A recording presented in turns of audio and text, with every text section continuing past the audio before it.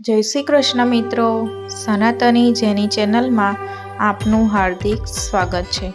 મિત્રો, ભગવદ્ ગીતાના આપણે 1 થી 18 અધ્યાય છે, તેમાંથી આપણે આગળના વિડીયોમાં 2 અધ્યાયનું શ્રવણ કર્યું છે। આજના વિડીયોમાં આપણે 3જા અધ્યાયનું શ્રવણ કરીશું।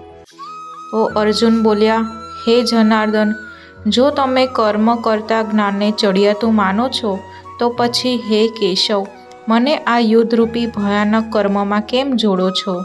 તમે ભળતા જેવા વચનોથી મારી બુદ્ધિને જાણે ભરમાવી રહ્યા છો। તો એવી એક વાતને નિશ્ચિત કરીને કહો જેનાથી હું કલ્યાણ પામું। શ્રી ભગવાન બોલ્યા, હે નિષ્પાપ, આ લોકમાં 2 પ્રકારની નિષ્ઠા એટલે કે સાધનની પરિપક્વ અવસ્થા અર્થાત પરાકાષ્ઠાનું નામ નિષ્ઠા છે। મારા વડે પહેલાં કહેવાઈ ચૂકી છે। એમનામાંથી સંખ્યા યોગીઓની નિષ્ઠા જ્ઞાન યોગ એટલે કે માયાથી જન્મેલા બધા ગુણો જ ગુણોમાં વર્તી રહ્યા છે એમ સમજીને, તેમજ મન, ઇન્દ્રિય અને શરીર દ્વારા થતી સમસ્ત ક્રિયાઓમાં કર્તાપણાના અભિભાનથી રહિત સર્વવ્યાપી સચ્ચિદાનંદન પરમાત્મામાં એકાત્મ ભાવે સ્થિત રહ્યું, તેનું નામ જ્ઞાન યોગ છે। આજે જ સંન્યાસ, સાંખ્યયોગ વગેરે નામો અપાયા છે। દ્વાર અને યોગ્યની નિષ્ઠા કર્મયોગ એટલે કે ફળ તેમજ અશક્તિને છોડીને ભગવદાજ્ઞા પ્રમાણે કેવળ ભગવતે સમત્ય બુદ્ધિથી કર્મ કરવું, તેનું નામ નિષ્કામ કર્મયોગ છે। આને જ સમત્વ યોગ, બુદ્ધિયોગ, કર્મયોગ, તદર્થ કર્મ, મદર્થ કર્મ, મદ કર્મ વગેરે નામો દ્વારા ઓળખવામાં થાય છે। માણસ ન તો કર્મનો આરંભ કર્યા વિના અર્થાત આચરણ કર્યા વિના નિષ્કર્મતાને જે સ્થિતિને પામેલા પુરુષના કર્મો અકર્મ બની જાય છે, એટલે કે તે કર્મો ફળ ઉત્પન્ન નથી કરી શકતા, એ સ્થિતિનું નામ નિષ્કર્મતા એટલે કે યોગ નિષ્ઠાને પામી શકે છે કે ન તો કર્મોના કેવળ ત્યાગ માત્રથી સિદ્ધિ એટલે કે સાંખ્ય નિષ્ઠાને પામી શકે છે। ખરેખર કોઈ પણ માણસ કદીએ ક્ષણ માત્ર પણ કર્મ કર્યા વિના નથી રહેતો, કેમ કે આખાય મનુષ્ય સમુદાયને પ્રકૃતિજન્ય ગુણો વડે પરવશ થઈને કર્મ તો કરવું જ પડે છે। જે મૂઢ બુદ્ધિનો મનુષ્ય સઘળી ઇન્દ્રિયોને હઠપૂર્વક ઉપરથી રોકીને મનથી તે ઇન્દ્રિયોના વિષયોનું ચિંતન કરતો રહે છે, તે મિથ્યાચારી અર્થાત દંભી કહેવાય છે। પરંતુ હે અર્જુન, જે પુરુષ મન વડે ઇન્દ્રિયોને વશમાં કરી અનાસક્ત થઈને સઘળી ઇન્દ્રિયો દ્વારા કર્મયોગનું આચરણ કરે છે, તે યોગી શ્રેષ્ઠ છે। આથી તું શાસ્ત્રવિહિત સ્વધર્મરૂપી કર્તવ્ય કર, કેમ કે કર્મ ન કરવા કરતાં કર્મ કરવું શ્રેષ્ઠ છે। તેમજ કર્મ ન કરવાથી તારો શરીર નિર્વાહ પણ સિદ્ધ નહીં થાય। યજ્ઞ નિમિત્તે કરવામાં આવતા કર્મો સિવાયના બીજા કર્મોમાં જોડાઈને જ આ મનુષ્ય સમુદાય કર્મોથી બંધાય છે। માટે હે અર્જુન, તું આસક્તિ વિનાનો થઈને તે યજ્ઞ નિમિત્તે સારી રીતે કર્તવ્ય કર્મ કર। પ્રજાપતિ બ્રહ્માએ કલ્પના આદિમાં અર્થાત સૃષ્ટિના આરંભે યજ્ઞ સહિત પ્રજાઓને સર્જીને તે પ્રજાઓને કહ્યું કે તમે આ યજ્ઞ દ્વારા વૃદ્ધિ પામો અને આ યજ્ઞ તમને બધાને ઈચ્છિત ભોગ આપનારા થાઓ। તમે બધા આ યજ્ઞ વડે દેવતાઓને ઉન્નત કરો અને તે દેવતાઓ તમને બધાને ઉન્નત કરે। આ પ્રમાણે નિસ્વાર્થ ભાવે એકબીજાને ઉન્નત કરતા રહીને તમે બધા પરમ કલ્યાણને પામશો। યજ્ઞ વડે વૃદ્ધિ પામેલા દેવતાઓ તમને બધાને વણ માંગે જ ઈચ્છિત ભોગો અવશ્ય આપતા રહેશે। આ રીતે તે દેવતાઓ દ્વારા અપાયેલા ભોગોને જે પુરુષ તે દેવતાઓને નહીં આપીને પોતે ભોગવે છે, તે ચોર જ છે। યજ્ઞમાંથી વધેલા અન્નને આરોગનારા શ્રેષ્ઠ પુરુષો સર્વ પાપોમાંથી મુક્ત થઈ જાય છે, અને જે પાપીઓ પોતાના શરીરના પોષણ માટે જ અન્ન રાંધે છે, તેઓ તો પાપને જ ખાય છે। સઘળા પ્રાણીઓ અન્નથી ઉત્પન્ન થાય છે। અન્નની ઉત્પત્તિ વરસાદથી થાય છે। વરસાદ યજ્ઞથી થાય છે અને યજ્ઞ વિહિત કર્મોથી ઉત્પન્ન થનારો છે. કર્મ સમુદાયને તું વેદથી ઉદ્ભવેલો અને વેદને અવિનાશી પરમાત્માથી ઉદ્ભવેલો જાણ. આથી સિદ્ધ થાય છે કે સર્વવ્યાપી પરમ અક્ષર પરમાત્મા સદા યજ્ઞમાં પ્રતિષ્ઠિત છે. હે પાર્થ, જે મનુષ્ય આ લોકમાં આ પ્રમાણે પરંપરાથી પ્રચલિત સૃષ્ટિચક્રને નથી અનુસરતો, અર્થાત પોતાના કર્તવ્યનું પાલન નથી કરતો, તે ઇન્દ્રિયો વડે ભોગોમાં રમનારો પપાયું મનુષ્ય ફોગટ જ જીવે છે. પણ જે માણસ આત્મામાં જ રમનારો અને આત્મામાં જ તૃપ્ત તેમજ આત્મામાં સંતુષ્ટ હોય, તેના માટે કશું કરવાનું બાકી નથી રહેતું. એ મહાપુરુષનું આ સંસારમાં ન તો કર્મ કરવાથી કશું પ્રયોજન રહે છે કે ન તો કર્મ ન કરવાથી એ કશું પ્રયોજન રહે છે.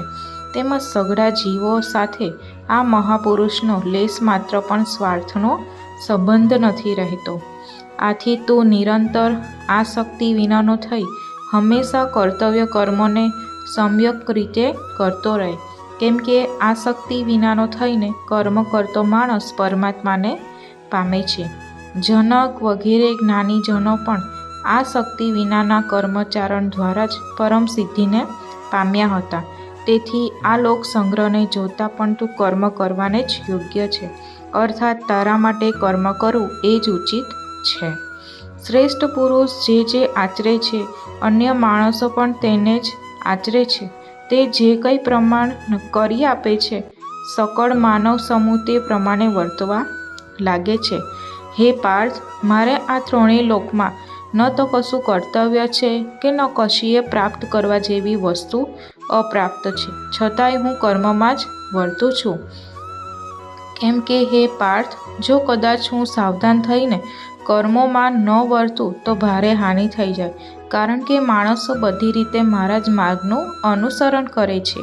આથી જો હું કર્મ ન કરું તો આ બધા માણસો નષ્ટ ભ્રષ્ટ થઈ જાય અને હું સંકપરાણનો કરનાર બનું તથા આ આખી પ્રજાને નષ્ટ કરનારો બનું.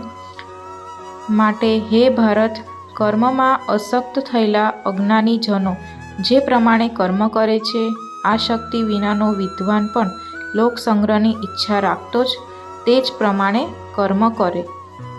પરમાત્માના સ્વરૂપમાં અચળ ભાવે સ્થિત થયેલો જ્ઞાની પુરુષ શાસ્ત્ર વિહિત કર્મમાં આસક્તિ રાખનારા અજ્ઞાનીઓની બુદ્ધિમાં ભ્રમ અર્થાત એ કર્મ પ્રત્યે અશ્રદ્ધા ન ઉપજાવે, પરંતુ પોતે શસ્ત્રવિહિત સઘળા કર્મો સારી પેઠે કરતો રહી એમની પાસે પણ તે જ પ્રમાણે કર્મ કરાવે. વાસ્તવમાં સઘળા કર્મો સર્વ પ્રકારે પ્રકૃતિના ગુણો વડે કરવામાં આવે છે, છતાં પણ અહંકાર દ્વારા મોહિત થયેલા અંતઃકરણનો અજ્ઞાની હું કરતા છું એમ માને છે. પણ હે મહાબાહો, ગુણ વિભાગ અને કર્મ વિભાગના એટલે કે ત્રિગુણાત્મક માયાના કાર્ય એવા 5 મહાભૂત તથા મન, બુદ્ધિ, અહંકાર તેમજ 5 જ્ઞાનેન્દ્રિયો, 5 કર્મેન્દ્રિયો અને શબ્દ વગેરે 5 વિષયો, આ સર્વના સમૂહનું નામ ગુણ વિભાગ છે અને એમની પરસ્પરની ચેષ્ટાઓનું નામ કર્મ વિભાગ છે. તત્વને ઉપર કરેલા ગુણ વિભાગ અને કર્મ વિભાગથી આત્માને અગડો એટલે કે નિર્લેપ જાણવો એ જ એમના તત્વને જાણવું છે. પ્રકૃતિના ગુણોથી અત્યંત મોહિત થયેલા મનુષ્યો ગુણોમાં અને કર્મોમાં આસક્ત રહે છે. એવા સંપૂર્ણપણે ન સમજનાર મંદ બુદ્ધિના અજ્ઞાનીઓને સંપૂર્ણપણે જાણનાર જ્ઞાની વિચલિત ન કરે. મોજ અંતર્યામી પરમાત્મામાં પરોવાયેલા ચિત્ત દ્વારા સઘળા કર્મોને મારામાં સમર્પીને ઈચ્છા વિનાનો, મમત્વ વિનાનો અને સંતાપ વિનાનો થઈને તું યુદ્ધ કર. જે માણસો દોષ દ્રષ્ટિ વિનાના અને શ્રદ્ધાળુ બનીને મારા આ મતને સદા અનુસરે છે, તેઓ પણ સર્વ કર્મોથી છૂટી જાય છે. પણ જે માણસો મારામાં દોષારોપણ કરીને મારા આ મત અનુસાર નથી ચાલતા, એ મૂર્ખાઓને તો તું સર્વ જ્ઞાનોમાં મોહિત અને નષ્ટ થયેલા જ સમજ.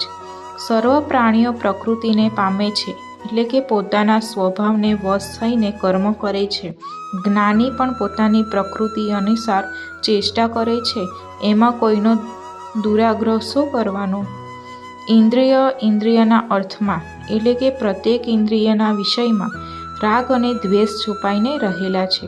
માણસે એ બંનેના વશ ન થવું, કેમ કે તે બંનેમાં એના કલ્યાણ માર્ગમાં વિઘ્નો ઊભા કરનારા મહાશત્રુઓ છે. સારી રીતે આચરવામાં આવેલા અન્યના ધર્મ કરતાં ગુણ વિનાનો હોવા છતાં પણ પોતાનો ધર્મ ઘણો ચઢિયાતો છે. પોતાના ધર્મમાં તો મરવું પણ કલ્યાણકારી છે, જ્યારે અન્યનો ધર્મ તો ભયપ્રદ છે. અર્જુન બોલ્યા, હે કૃષ્ણ, તો પછી આ માણસ પોતે ન ઈચ્છતો હોવા છતાં પણ પરાણે જોડ્યો હોય અને કોનાથી પ્રેરાઈને પાપનું આચરણ કરે છે? શ્રી ભગવાન બોલ્યા, રજોગુણમાંથી ઉદ્ભવેલો આ કામ જ ક્રોધ છે. આ ઘણું ખાનારો એટલે કે ભોગોથી કદી ન ધરાતો અને મહાપાપી છે. આને જ તું આ બાબતમાં વેરી જાણ. જેમ ધુમાડાથી અગ્નિ અને મેલથી દર્પણ ઢંકાઈ જાય છે, તથા જેમ ઓરથી ગર્ભ ઢંકાયેલો રહે છે, તેમ જ એ કામ વડે આ જ્ઞાન ઢંકાયેલું છે. હે કૌતને, આ અગ્નિની પેઠે કરી પૂર્ણ ન થનાર કામરૂપી જ્ઞાનીઓના નિત્ય વેરી વડે માણસનું જ્ઞાન ઢંકાયેલું છે. ઇન્દ્રિયો, મન અને બુદ્ધિ એ સર્વ આનું રહેઠાણ કહેવાય છે. આ કામ આ મન, બુદ્ધિ અને ઇન્દ્રિયો દ્વારા જ જ્ઞાનને ઢાંકી દઈને જીવાત્માને મોહિત બનાવે છે. માટે હે ભરતવંશીઓમાં શ્રેષ્ઠ, તું પહેલાં ઇન્દ્રિયોને વશમાં કરીને જ્ઞાન અને વિજ્ઞાનનો નાશ કરનાર આ મહાપાપી કામને અવશ્ય બળપૂર્વક હણી નાખ. ઇન્દ્રિયોને સ્થૂળ શરીર કરતાં પણ અર્થાત શ્રેષ્ઠ, બળવાન તેમજ સૂક્ષ્મ કહે છે. આ ઇન્દ્રિયો કરતાં મન પર છે અને મન કરતાં બુદ્ધિ પર છે, અને જે બુદ્ધિ કરતાં પણ સાવ પર છે તે આત્મા છે. આ પ્રમાણે બુદ્ધિ કરતાં પણ એટલે કે સૂક્ષ્મ, બળવાન અને ઘણા શ્રેષ્ઠ આત્માને ઓળખીને અને બુદ્ધિ વડે મનને વશ કરીને હે મહાબાહો, તું આ કામરૂપી દુર્જય શત્રુને હણ. કર્મયોગ નામનો 3જો અધ્યાય સમાપ્ત. તો મિત્રો, આજે આપણે 3જો અધ્યાય સમાપ્ત કર્યો, કર્મયોગ. તો મિત્રો, મળીએ હવે નેક્સ્ટ વિડીયોમાં. ત્યાં સુધી ધન્યવાદ. જય શ્રી કૃષ્ણ.